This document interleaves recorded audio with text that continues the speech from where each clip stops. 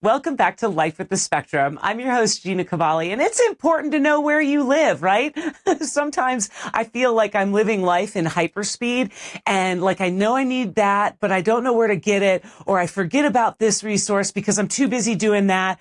And I just wish there was like one place to go and get all of the information that I need, right? And so I thought I would bring on a very special guest that has definitely the heartbeat, the pulse of Cobb County, because I'm an East Cobbler right here, and that is Irene Barton. She's the executive director at the Cobb Collaborative. Hi, Irene. How you doing? I'm great today. How are you, Gina? I'm so good today. Thanks for being on the show. Tell everyone what Cobb Collaborative is. Yeah, boy, there's a lot. We've got 2 days, right? No. So we are a nonprofit. We've been around for about 27 years, serving Cobb, but really engaging all stakeholders throughout Cobb. So think about other nonprofits, think about government agencies, our faith community, first responders, judicial, definitely educational partners.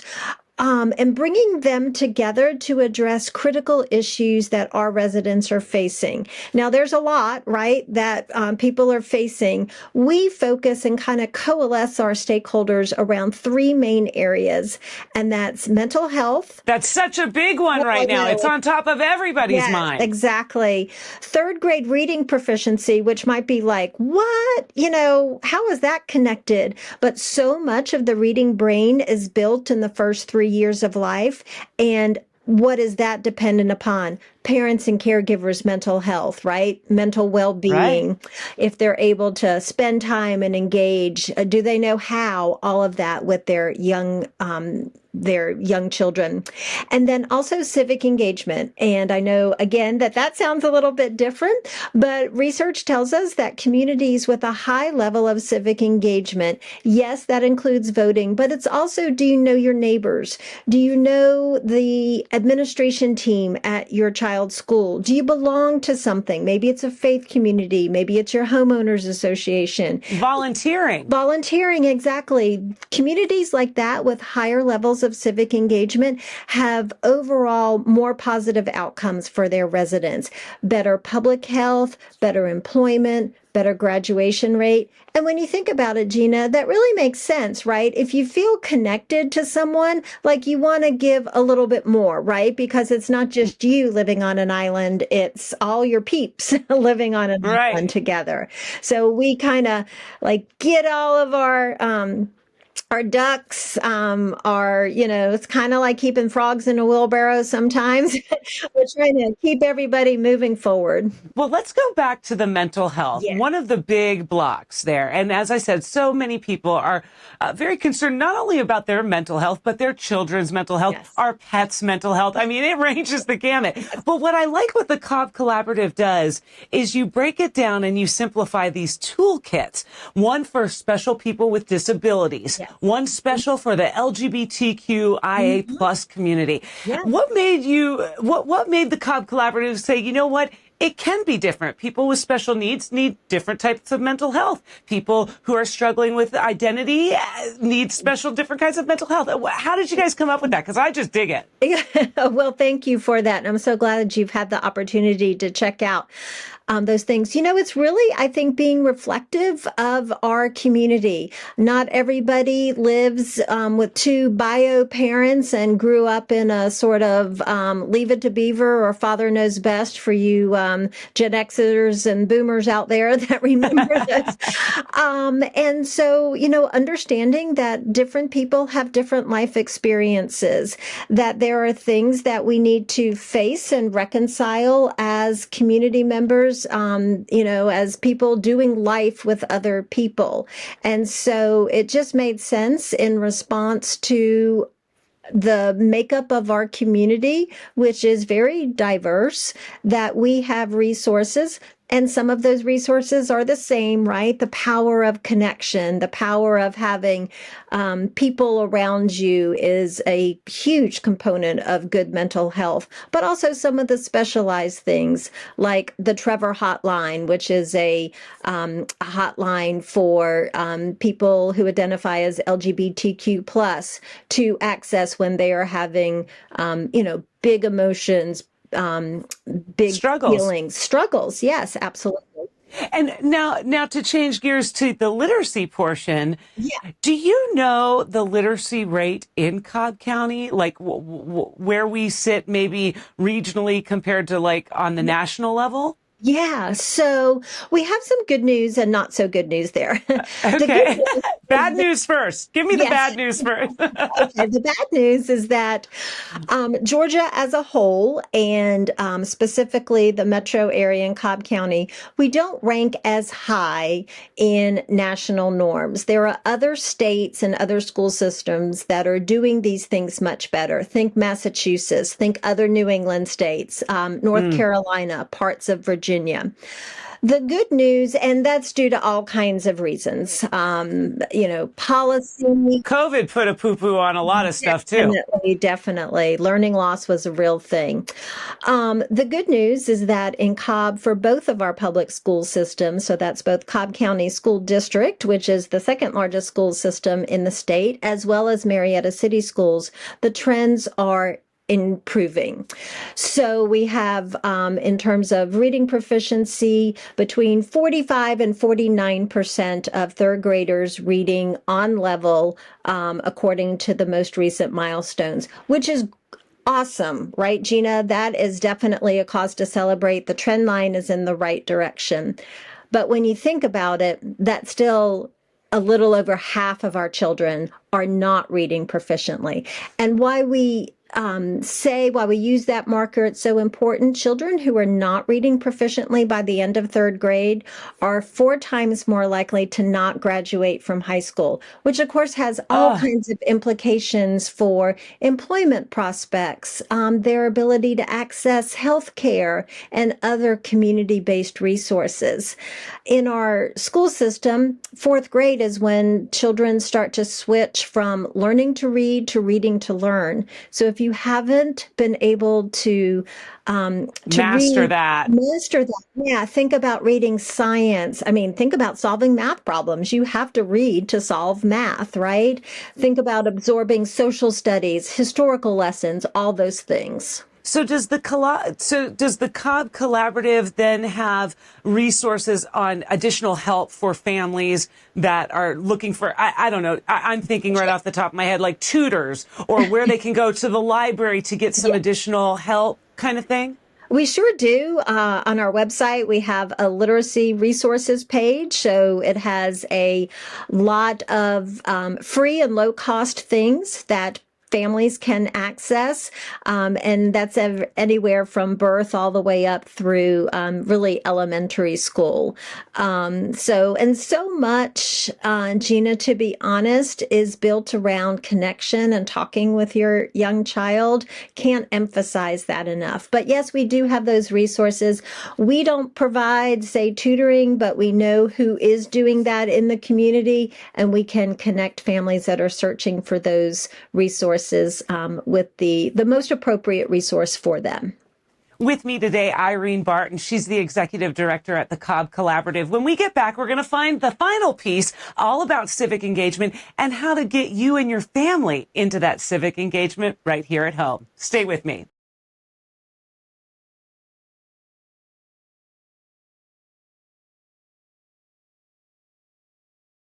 Welcome back to Life with the Spectrum. I'm your host, Gina Cavalli. With me today, Irene Barton. She's the executive director for the Cobb Collaborative, and you've held this title for a long time, haven't you, Irene? Actually, I have. Yeah, this is, I guess, maybe the final lap of my career. I'm not sure, but I became. It's not your swan song. It's not your swan song. I became the director in 2018, so it has been a hot minute.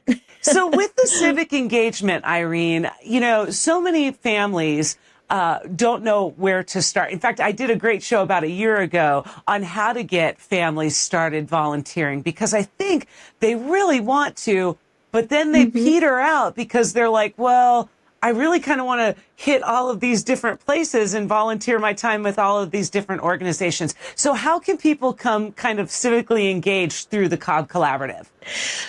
Well, probably the simplest thing to do is just to contact us. And we are contacted all the time. And sometimes it starts by people, that have to. Middle schoolers sometimes have community service requirements, other things, beta clubs, and all of that have those requirements. And so it might start like that, but then it evolves into, you know what, this was kind of fun. And sometimes, Gina, to be honest, it's difficult to find places where children can volunteer, for all kinds of reasons when you think about liability and all of that. We offer a fair number of home and neighborhood-based opportunities. We are always collecting gently loved children's books. We have like close to 60 little free libraries around Cobb County that we're always filling. Yes. We do pop-up book giveaways in under-resourced communities. So we've had many a scout, many a faith community member, many a beta club member conduct used or gently loved book drives, hygiene kit drives. We've recently just wrapped up a really fun project. The first one for us, Kindness Rocks. So we had people all over Cobb County painting rocks with either simple images or powerful words like, and then hiding them. Yeah. So follow us on social media and hopefully you'll see some of those. So those are just a few things. And I know that you partner with, obviously you're a great connector of the dots and the people. You not only, partner people with local agencies, but also the training and education aspect that folks need, whether it's literacy, whether it's mental health, or whether it's civically as well, correct? Mm-hmm. That is correct. Thank you for noting that. One of our most popular mental health resiliency focused trainings over the last year or so is the community resiliency model, which is a set of science-based wellness tips that anyone, whether you've got outstanding mental health or sometimes that's a little bit of a struggle for you, anyone can employ and utilize when you're in moments of stress, anxiety. It's all about reading your nervous system and understanding when you're about to be bumped out of your resiliency zone. Think back to maybe when you were in school and a test landed in front of you and you looked and you didn't know the answers to the first three questions. Remember that like kind of cold sweat that you break out in? Yeah. Think about other things then. Your child comes home and something bad has happened at school, that kind of same cold sweat feeling that overwhelms you. Well, what can you do? Can you do some grounding? Can you do some resourcing? Can you do some other things like that? Low cost, accessible. You don't need to spend a whole bunch of money. Really, they are tools within our own grasp and understanding. We just need to be reminded of them and sort of build muscle memory into, oh, you know what? I can do some grounding right now and get that feeling under control. And sometimes people do forget. Irene, what do you have coming up? Do you have galas? Do you have socials? How can we get involved with Cobb Collaborative on the ground level so that, ribbon cutting ceremonies? What do you got coming up? Yeah. I think all of the above, Gina, to be honest. Oh, yay. All right. Our kind of signature event in December, we'll have our annual Human Service Awards luncheon. It's a lovely opportunity to lift up those and recognize those who have gone above and beyond in service to others in our community. We have a volunteer category as well as a professional category. We have networking coffees on a regular basis, bi-monthly, so I definitely encourage you to check out our calendar. We'll have one more before we close the door on 2024, and then we're just right back at it in 2025. 2025 with lots of opportunities. We have strategy teams. If you're in front of little ones, we have a birth through 5 strategy team that meets on a quarterly basis. So just a lot of opportunities to get engaged, to network. And, really our offerings are for all people. Anybody who's interacting with other folks in Cobb County should come on out. We often will have business people who want to get involved. Maybe they want to serve on a board. They have a lot of time, talent, and treasure to give to a nonprofit. We can help connect you, with your passion area. Say you just want to show up and pack boxes once a month. That's great too. We need those. We can help connect you with that sort of agency. And I would imagine all of this is on your website. So what is that? It is all on our website, cobbcollaborative.org/events. Gets you to our calendar. We should have everything on there in terms of location, time, registration links. So you'll get those friendly reminders. And so check us out. You can also subscribe to our newsletter, which you can that's good. Yes, by going to the homepage of our website, scroll all the way down to the bottom and sign up.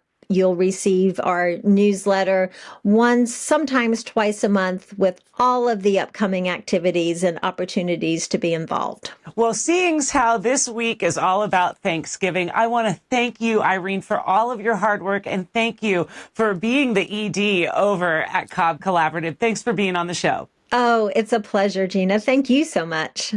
I mean, with tools and resources right there at your fingertips. Oftentimes we do forget, right? Because we are, not to quote the Eagles here, but kind of quoting the Eagles, living life in the fast lane. And we forget that there are organizations that truly do have a pulse on our community. Cobb Collaborative is one of them, whether it comes to mental health, which is on the foremost of everybody's mind, right? It's mind, body, and spirit. If they're not all working together, I mean, something can really happen, right? And so between that and literacy and raising those numbers and just being civically engaged, like wanting to go out and volunteer or vote or do your part in the community, it really does make a difference. So it's good to know that there are people like Irene and her team at the Cobb Collaborative keeping it all together, and with a website where you can kind of pick and choose what you need when you need it, right? A good reminder to us that it's out there. The week of Thanksgiving, oh my goodness, I would be remiss if I didn't say thank you. My family thanks you. Each and every week, bringing you the latest information in the world of disabilities and connecting you with those tools and resources like the Cobb Collaborative and others that really make a difference in going above and beyond and bringing forces for good right here on the show. I appreciate you coming back week after week and watching, connecting, sending me emails, IMing me, posting on YouTube what you think about the show. It really, truly does mean so very much. So as we continue to live this journey we call life and everything and everyone that comes our way in it, I appreciate you checking out Life with the Spectrum. See ya. Happy Thanksgiving. Gobble, gobble.